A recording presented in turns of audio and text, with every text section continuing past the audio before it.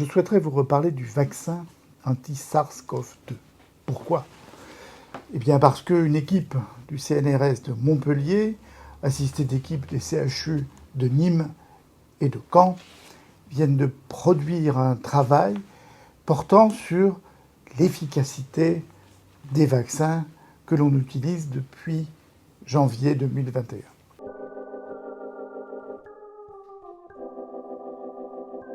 Cela va générer des insultes. Ceux qui les profèrent, ces insultes, n'en sortent pas grandis.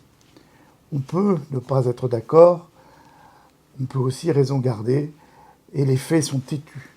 Quand il y a des preuves quant à l'efficacité d'un produit, d'un médicament, c'est plutôt bon pour la santé des hommes et des femmes qui risquent de contracter cette maladie. Ce que l'on peut dire aussi, c'est que ce vaccin, c'est vrai, a été mis au point dans un délai très très court, 1 an.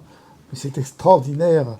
Et lorsque l'on dit cela, ça n'est pas que l'on est vendu à l'industrie ou au laboratoire.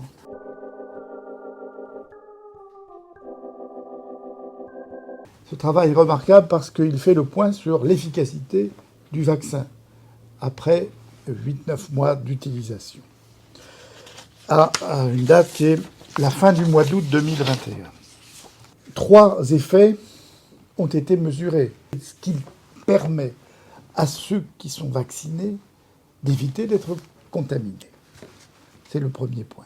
Le second, c'est est-ce que ce vaccin réduit le risque de mortalité et est-ce qu'il réduit parallèlement le risque d'être admis en unité de soins intensifs. Est-ce que les gens qui sont vaccinés contaminent moins de personnes que ceux qui ne sont pas vaccinés ?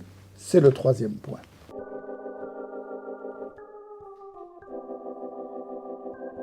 Quels sont les principaux résultats ? C'est que la vaccination a permis d'éviter 40 000 hospitalisations en unité de soins intensifs. Parallèlement, on a pu éviter 47 000 décès. Cela correspond à une réduction de 46% pour les admissions en soins intensifs et de 57% pour la mortalité. Cet effet, incontestablement bénéfique, devrait encore s'accroître dans les mois qui viennent avec l'augmentation du nombre d'individus vaccinés.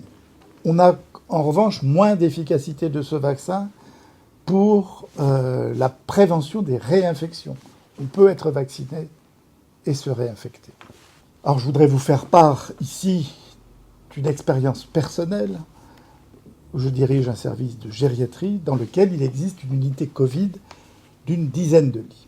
Les 8 malades sur 10 qui sont dans cette unité sont des malades non vaccinés.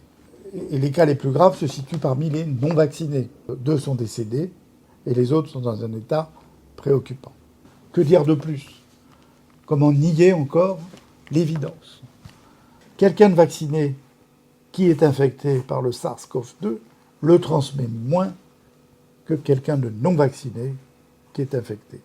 La diminution de la mortalité est 5 fois plus importante lorsque la moitié de la population est vaccinée. Donc, ce problème n'est pas seulement national, il est européen à notre échelle.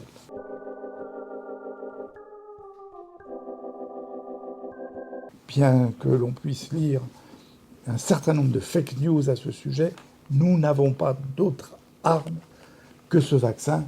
Alors oui, cette étude n'est sûrement pas parfaite puisqu'elle intervient à 9 mois après le début de la vaccination. Ce vaccin a bien aujourd'hui un rapport bénéfice-risque en sa faveur, aussi bien sur le plan individuel que sur le plan collectif. Il reste bien sûr à poursuivre les investigations, les analyses sur les effets secondaires, mais ceci, c'est une autre histoire.